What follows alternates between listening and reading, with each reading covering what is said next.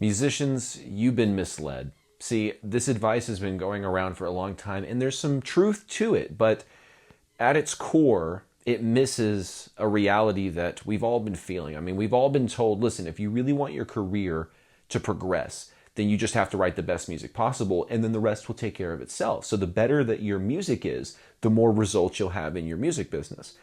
And we've all kind of been told this, but you've been out there and you've seen all the great musicians that don't have the followings they quote unquote should have.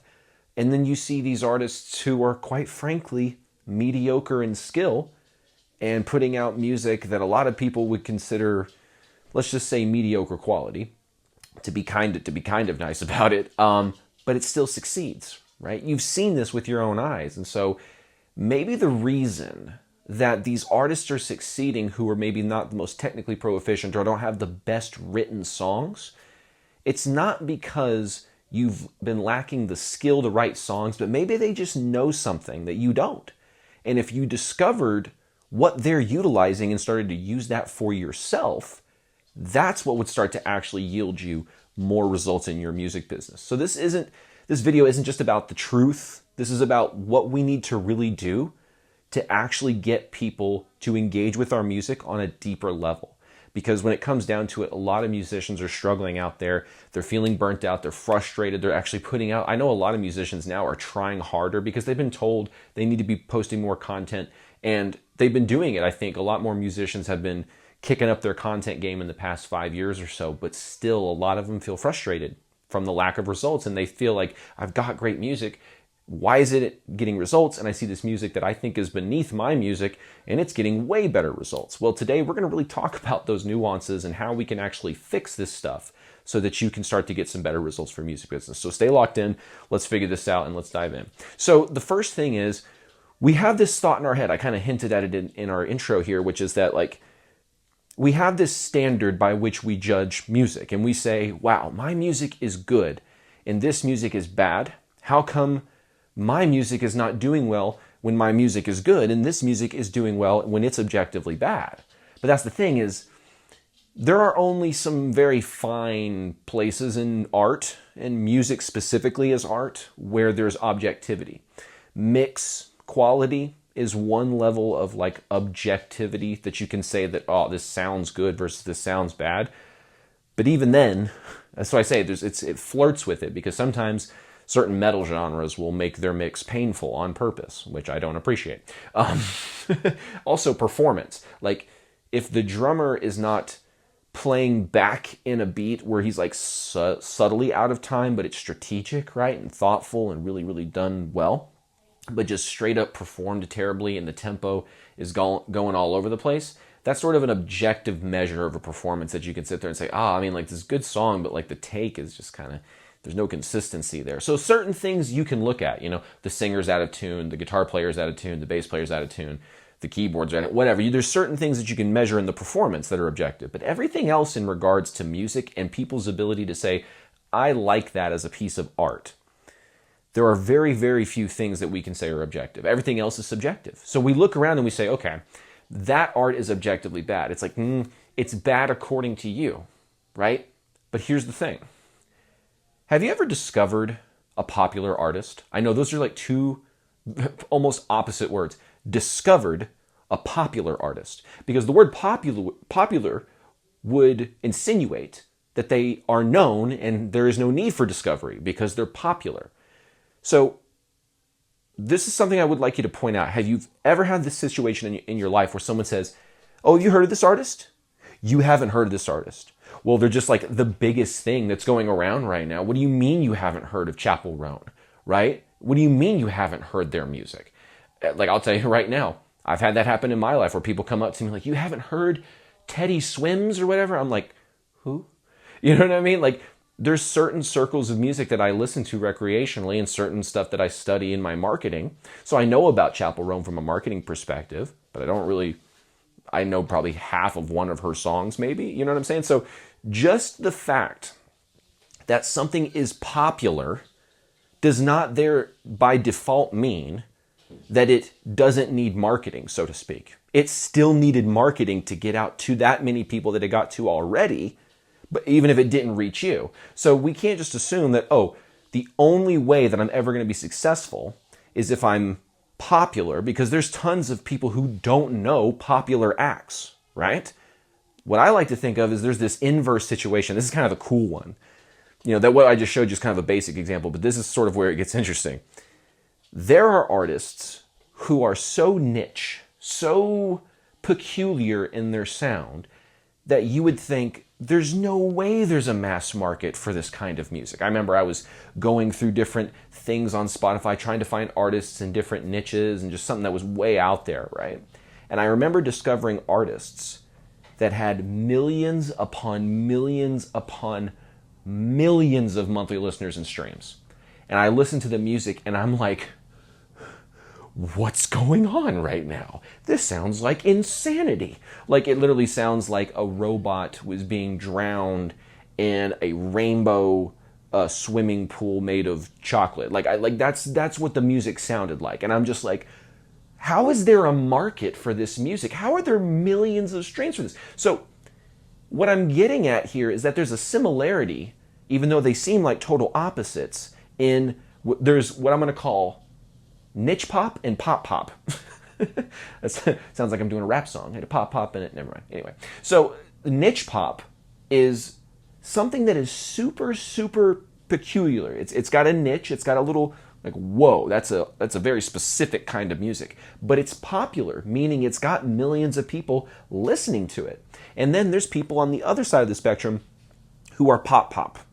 They're the popular pop genre. People, it's the mainstream stuff. You kind of understand why it's popular. The music is made very commercially, in the sense that it's made for everyone, right? And so there's not a lot of friction, so to speak, in the music, so that, it doesn't weed people out like, ooh, that's abrasive, I don't like that. It's very much like, everyone just listen to this wonderful, whatever. So pop has a huge mainstream audience, but there's still millions upon millions of people that don't know anything that's going on in that genre. Because think about it, there's millions of country fans, metal fans, rock fans, blues fans, jazz fans, all that don't really care about what's going on in the pop world.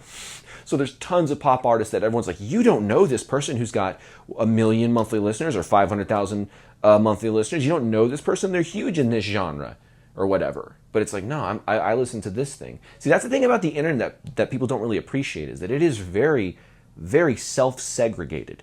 You know what I'm saying? Like, people kind of retreat into their corners and the things that they like, and then that's what they listen to, and they don't really get out of that bubble very often. It takes a good piece of marketing or word of mouth to get someone to break that bubble. You know what I'm saying? Like, I'll tell you right now, I mostly listen to music that I listened to when I was like 10, 11, 14, like in that zone. I'll tell you right now, I still go listen to a ton of Alter Bridge. I still listen to a ton of like Shinedown, Days of the New, Seether, Avenged Sevenfold.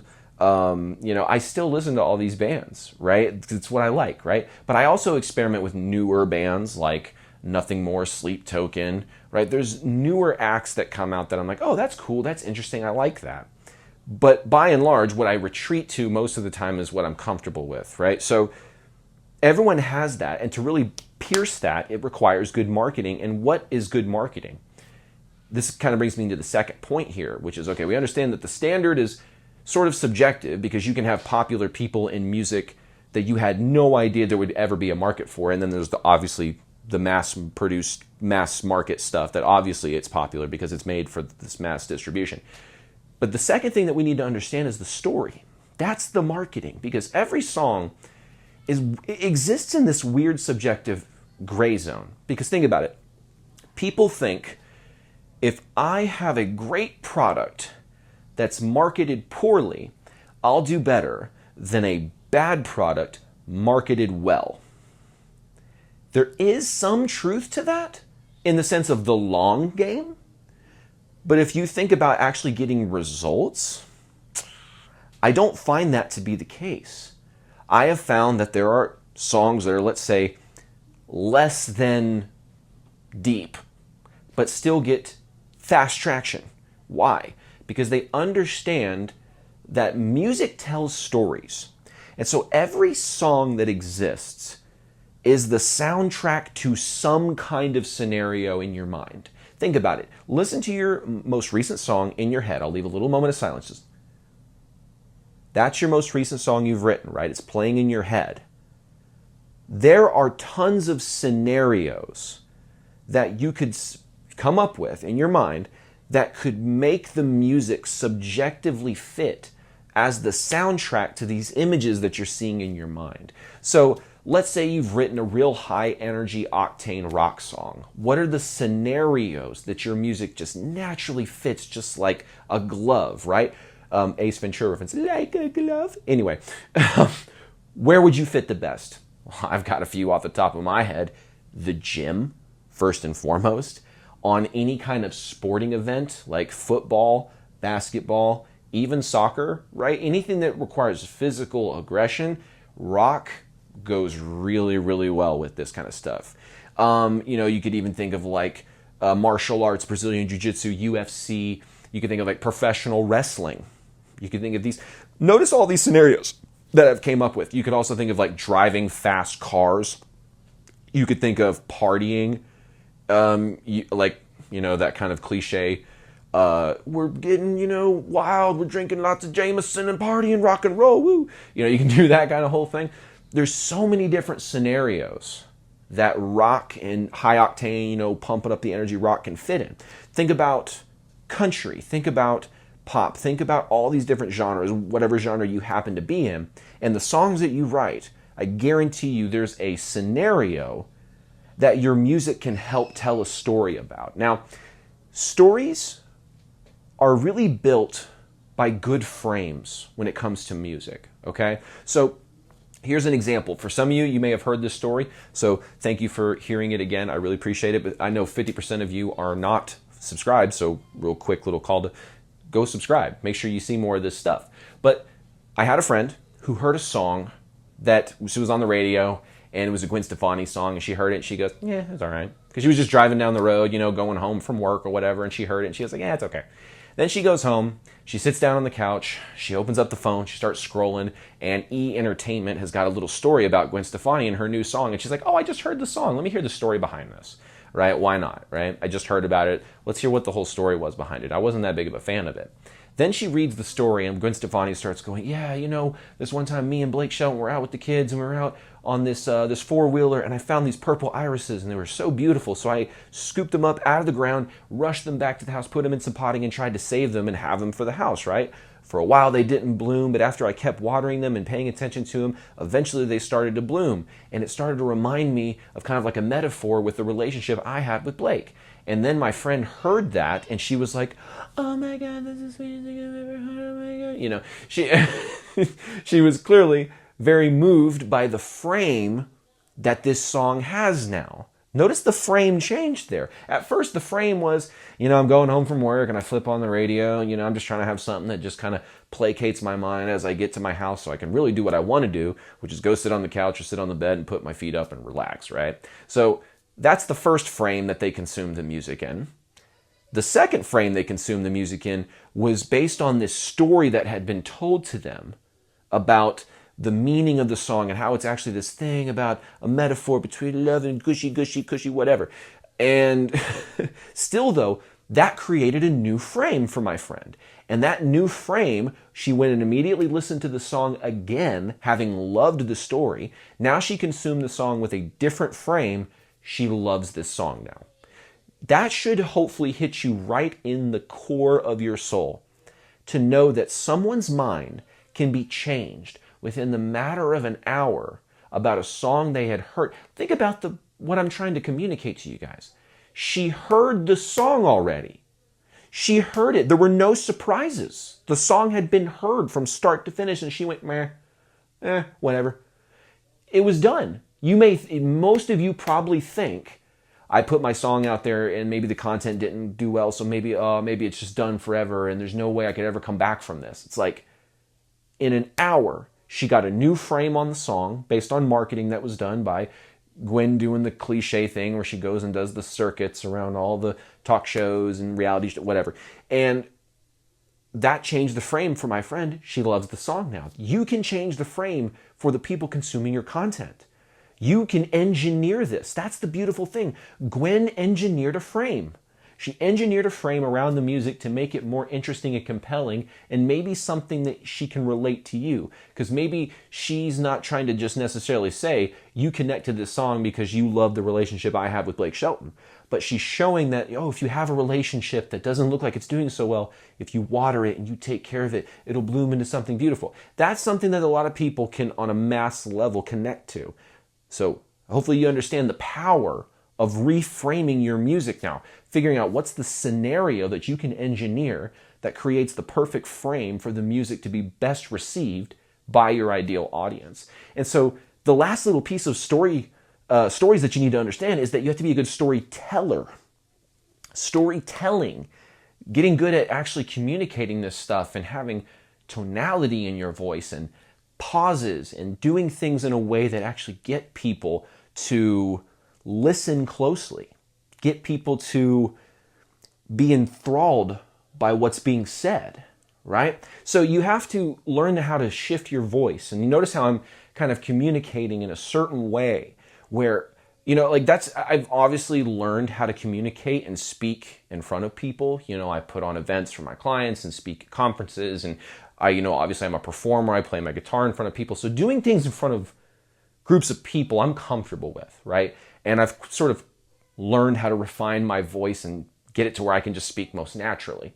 But how I'm speaking to you now, I had to learn. I had to learn how to become a good storyteller, and you will have to learn how to do the same. But here's the thing. I talked about this in another video about, shortcutting progress and stuff, which is the 80-20 rule. It's not like you have to become the world's renowned expert in storytelling. That's not what I'm saying. You just got to learn a couple of different things.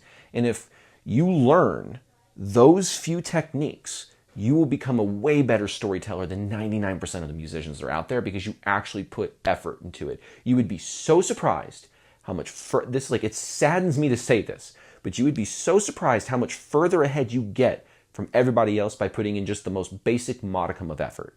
I'm telling you, there are so many musicians out there that are thinking themselves into paralysis and they're not doing jack. By you actually going out there, doing it, learning the skills and implementing it, you become further progressed than most of the people out there because you're actually putting the effort in there, right?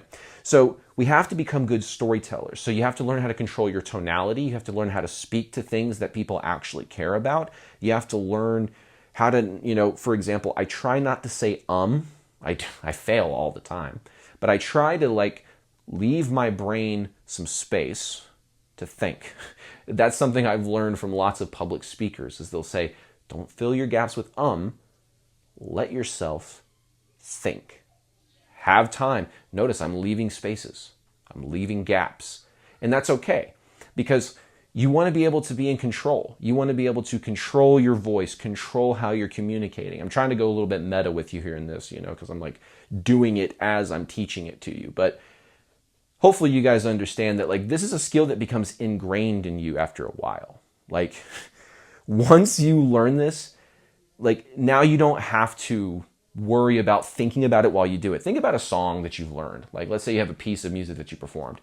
After you rehearsed it enough times, do you have to think about it when you go up there and perform?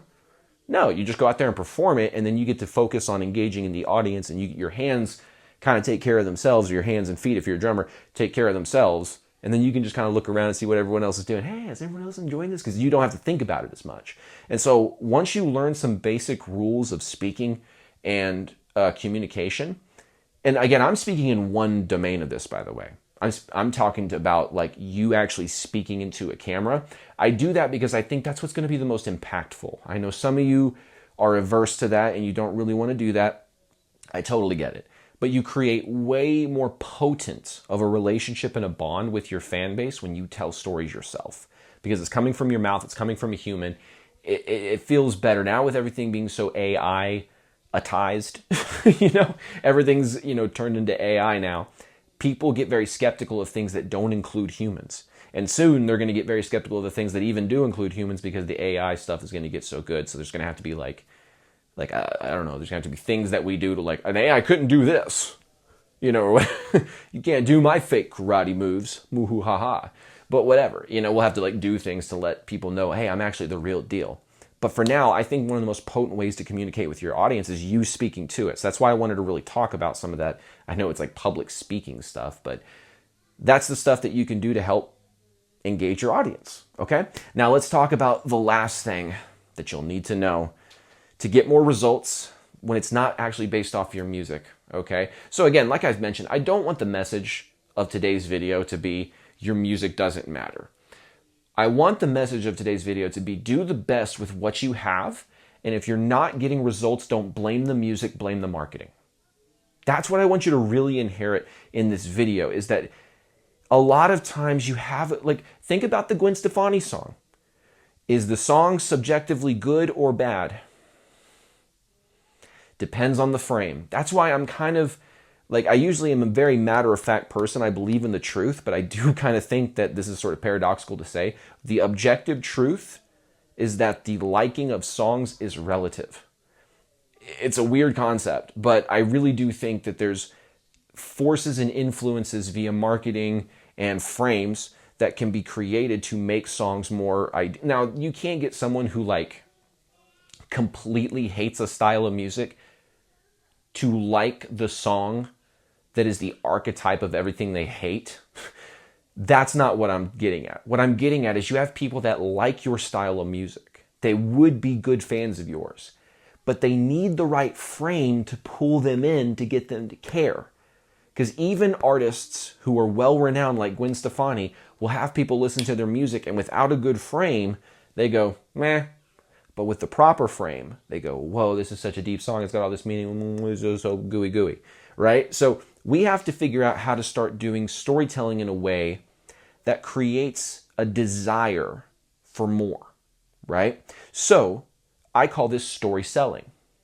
This is what we do with our clients all the time, is show them in their email lists how they can tell stories, and they tell their stories in a way that genuinely provide value to their readers and their fans, but we put in certain persuasion tactics so that when we ultimately go to offer something, there's less resistance, right? So how does that stuff kind of occur? What you do is you tell stories in a way where you're touching on what your dream ideal fan actually cares about, right? People have asked me, like, what's an example of a direct marketing strategy? Speak to something someone cares about. Like if you have a song, I'll use cliche examples. If you have a song that's about a breakup, so many people right now are going through breakups that what you need to do is tap into the words, the emotions, the phrases, the ideals that are running through that person's veins right now, going through that breakup. You need to figure out what exactly are they feeling and how can I touch on it and have my music be the thing that's the payoff. That's the thing that makes it all okay, the silver lining, so to speak. That's one idea of like utilizing story selling in a direct marketing context for content. But there's other ways of doing it. So some people get weird about sales too. Don't get weird about sales. Sales is just influence. You've been selling people your entire life. When you were in the grocery aisle with your parents or your guardian and you were going, hey, I want this cereal. I want the Frosted Flakes at the family value. And they're going to be like, no, last time we bought it, like half of it went stale. I promise we'll all eat it today. We'll just eat it all today. It'll be all gone. Like you were selling. Can I go over and stay at, Bobby Sue's house or whatever? No, you can't go stay over Bobby or Sue's house. You can't. Oh, please, come on. They're going to do this. I'm not going to be able to do this and blah, blah, blah. You were selling. Hey, where do you guys want to go eat tonight? I don't know. Well, you know what, guys? I've been kind of feeling Mexican. Just something about a really good quesadilla has just been sounding delicious. Does anybody feel like now they want some Mexican food? Because I know I feel like that. You're selling people on the idea of buying or going to get some Mexican food. Like everyone has been selling through their entire lives. It's just now when we get into the context of where we're like, hey, listen, I have something that's actually cool and that actually provides you a lot of value. Would you like to buy that? Now we get all weird. Now we get all like, I don't want them to judge me for asking for money. It's like, dude, you felt no judgment in asking them to give their money to strangers, but you won't let them just give the money to you. You know them. You know what I'm saying? Like, and when I say you know them, you don't you don't know them, but there's sort of this relationship that gets built between fan and artist.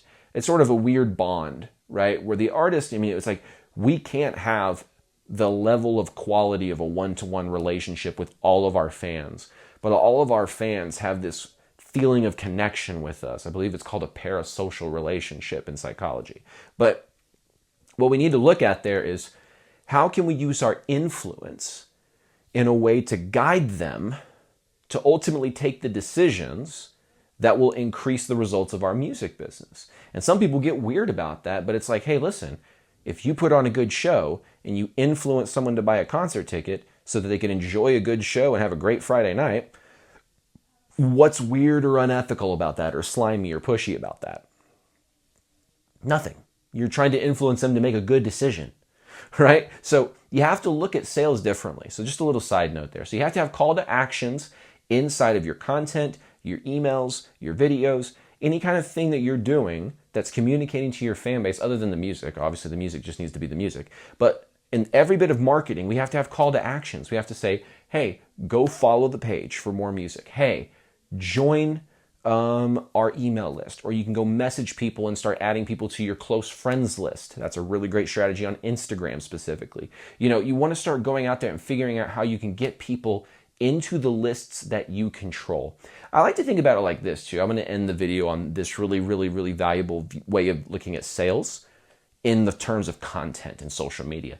Because there's a term that some of y'all may have heard, which is the funnel, right? Which is like at the very top of the funnel is like awareness. They kind of know about you. And then there's interest.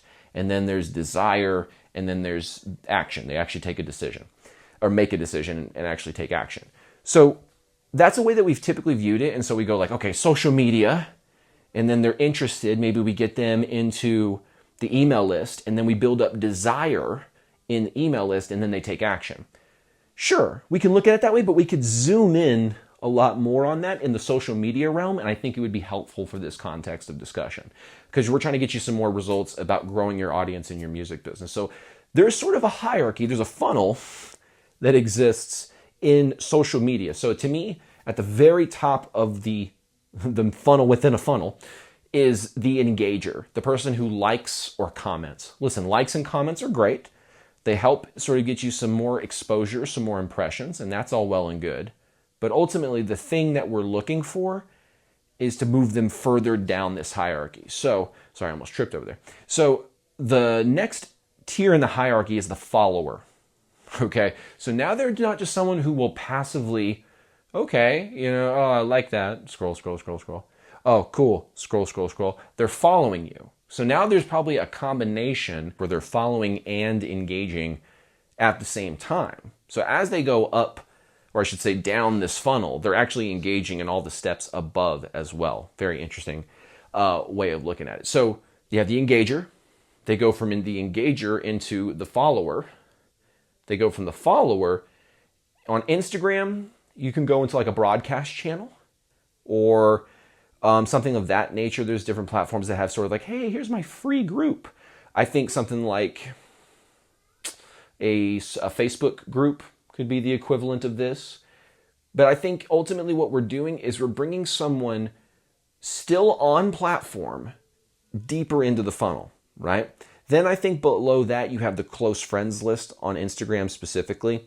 I think now we're getting it to where it's like you're sending them stories specifically as opposed to, mass sending out a giant thing. It's like a very, hey, what's up? This is for the close friends only. I just wanted to make this special offer. We're not telling anybody about it. You won't see it on our social media.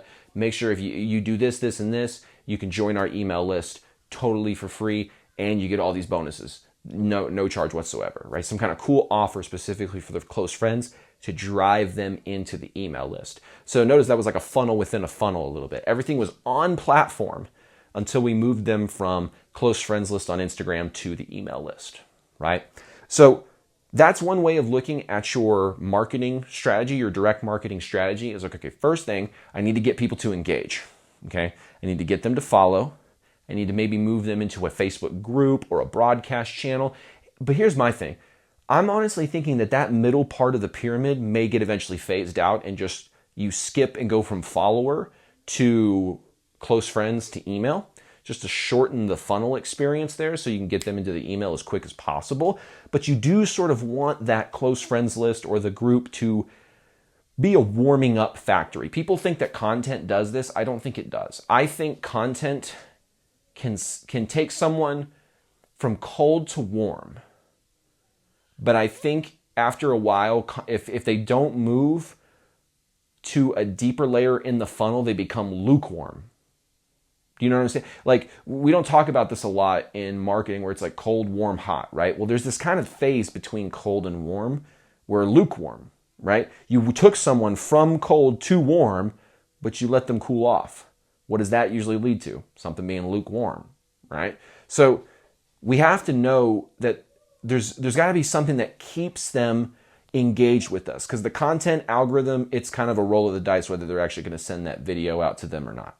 If we get them into a Facebook group or into a broadcast channel or the close friends list, now we're getting a direct form of communication within the platform. And that's better than nothing, because now they'll actually get notified whenever you post in these channels. Then we take them to the email list. Now we've got them in sort of a warming station where now we're reaching out to that consistently, building up that relationship. And then when the time comes where the relationship has been built, they've been in this little pressure cooker, they're hot now, join the email list. Now when they go through the email list in that state of mind, they're going to be way more receptive to your stories, your story selling, and then when you present your first offer, they're going to be primed and ready to support you. So hopefully this video has sort of pulled the veil down as to what actually gets results and what changes people's minds about music to get you to actually consume it, so that you're not looking down on your content. You're not looking down, well, I shouldn't say down on your content. You're not looking down on your music. You don't want to look down on your music. I'm going to say this again. You make the music, and if you put your music out there and it's not resonating in the content that you have tried to market it with, that is not a sign of failure of the music, that's a sign of failure of the marketing. And so just keep testing. Don't ever think, oh, it's the music. People just don't connect with it. It's like, okay, how do I find that frame? And just turn into like a mad scientist. You know what I'm saying?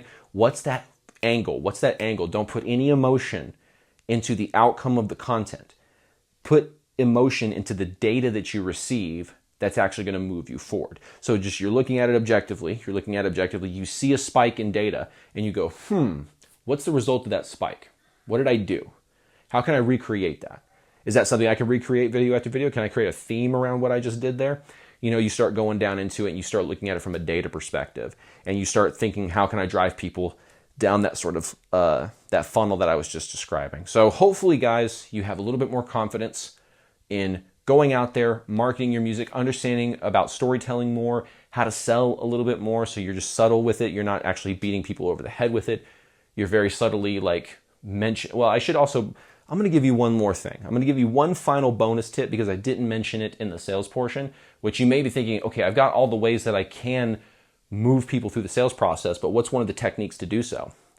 Emotionally connected questions. It's one of my favorite frameworks that I use with my clients. Emotionally connected questions are when you ask questions that get the fans to embody your experience and feel the archetypal emotions that they need to feel. So let me break that down. What happens is, for example, if instead of you saying, when I was 13 years old, I discovered Celine Dion, and that's when I became a musician, and then I went to college, and then I did this. That's boring. Don't tell your stories like that. Tell your stories like this. So when I was 13 years old, I discovered Celine Dion. Have you ever had that moment where you discovered a new artist that you loved, and that emotions that you feel now that you love this new genre that you discovered? Like, I kind of went long-winded with it so you can really get the whole point of it, which is you're trying to ask them a question that makes them feel like human beings are very empathetic, especially if we use our words right. Like, people will go in their minds into a story within their own experience that matches what you're describing. This is a lot of the psychology that tarot card readers will use. They'll use generalities that apply to multiple different situations, and then they'll have the subjects feel like they're talking about a specific thing because that person made the connection, not the psychic themselves. The psychic sort of put out a little, maybe this connects, Well, maybe this connects. It's a technique called cold reading, where they'll start like, for example, does the number 3 mean anything to you? And then they'll start going, well, I had a cousin who had a second wife who had 3 kids. Like they'll make some sort of crazy connection to find where the number 3 fits. And so in that same kind of way, you can utilize that in your selling. I know some people are like, oh, he's borrowing from psychics. Well, I told you the strategy. So now hopefully you can see through it if people are trying to do that to you. But what you're doing with your fans is you're speaking in a general sense to get them. We're being kind of specific. We're not just going, does the number 3 mean anything to you? We're not doing something like that. We're saying, have you ever had a moment where you discovered a new artist that made you fall in love with a genre for the first time? Everyone's had that experience. Have you ever had that moment where you broke up with someone and your stomach just felt like it sank 3 feet? You ever had that moment where you lost someone really close and you just really didn't know what to do and you felt lost? Right? These are all experiences that, like, one I know of off the top of my head because I have music that ties into those stories. But everyone has experiences through their life where you can tap into that universal emotion, tap into that universal experience. And much like the psychic phenomena, the fan will find the place in their life where the emotion that you're bringing out resonates. You'll say, do you remember what it was like to discover an artist for the first time and now love them? They will look back and say, what is an artist that I did that with? Oh, it wasn't that artist that they mentioned, but it was this other artist. And now they're going to go into the headspace, the state of mind that's making them more now open to liking an artist for the first time because of the language that's in there too. There's a lot of great little stuff in there that I could unpack, which is, we're basically making it to where we're trying to position ourselves as the new artist that they're going to have these emotions for that they just fell in love with. So hopefully that's another little bonus technique I can give you guys. That's a reward for everyone who stuck it out to the end of the video. I'm going to start doing that. I'm going to start doing that. I'm going to start keeping a really cool sales tactic for the end of the video, so you have to watch to the end just to get it. No, I'm just kidding. I like to give value through the entire video, so I don't know if I'll be able to hold anything back like that. But I hope you guys have got a ton of value from today's video and understand now that if you're not getting results right now, it's not because your music. It's most likely because you're marketing, and the best thing is you can always adjust your marketing. Once the music is made and is put out, you can't really do anything about it. You can maybe do a remix or something, but you can always change your marketing. And so now, hopefully you've got a little bit of a pathway to utilize to change your marketing and get some more results in your music business. If you got some value from this, hit the subscribe button, the like button, the notification bell, all that kind of good YouTube stuff. And if you'd like some one-on-one help implementing this story selling structure into your content, to your email list so that you can make more sales and have more revenue as a musician, go to the link in the description, apply for a one-on-one coaching call. We'll see if it's a good fit and see if we can actually help you out and get those results inside your music business. Otherwise, I look forward to seeing you on another video inside of Musicians Ignite. Take care.